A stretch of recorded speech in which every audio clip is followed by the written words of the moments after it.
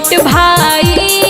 बिकी होना लेके कैसे नोट भाई, घरे घरे मांगही ओ वोट भाई, एहो गली गली मांगही ओ वोट भाई। बुझला पुनपुन पश्चिम प्रखंड का जिला परिषद कैसा हो, नागेश्वर भगवान जैसा हो, नागेश्वर भैया मत घबराना, जनता तेरे साथ है, नीलम दीदी मत घबराना, जनता तेरे साथ है। हमर चाची गई है कहनमा हो, नीलम दीदी पर धया नमा हो, गरीब मजदूर के है हथिन जनमा हो, पुनपुन पश्चिम प्रखंड में इनकर नामा हो, और पैबा नहीं इनका में खोट भाई, पैबा नहीं इनका में खोट भाई। जिला परिषद बनई हो के वोट भाई, नीलम दीदी के करी हो सपोर्ट भाई, और बिक्की होना लेके कैसे नोट भाई,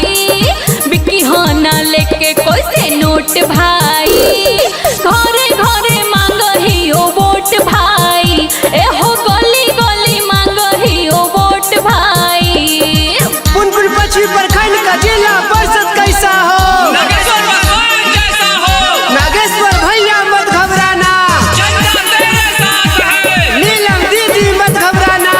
जनता तेरे साथ है। करो तानी हम सबका से वादा हो, सुना कर वो विकास दादी दादा हो, चाचा हो सुना ना, हाँ बुढ़ावा के ताकत लोग बुथावा पर देखई हो, नीलम दीदी के भैया फिर से जीतली हो, अरे दादा दादी करी हो अब सपोर्ट भाई, दादा दादी करी हो सपोर्ट भाई। जिला परिषद बनई हो के वोट भाई, फिर से इनके के करी हो सपोर्ट भाई, और बिक्की होना लेके कैसे नोट भाई, बिक्की होना लेके कैसे नोट भाई, घरे घरे मांगही ओ वोट भाई, एहो गली गली मांगही ओ वोट भाई। ए चाचा चाची जरूर जीतई हो,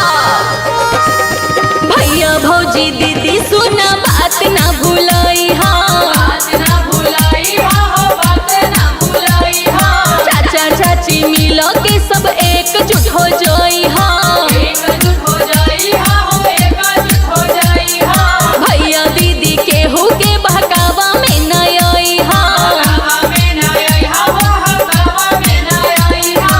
अबरी तो इनही के विजयी बनाई हो, विजयी बनाई हो, विजयी बनाई हो, विजयी के माला सुनाई न के पहनाई हो,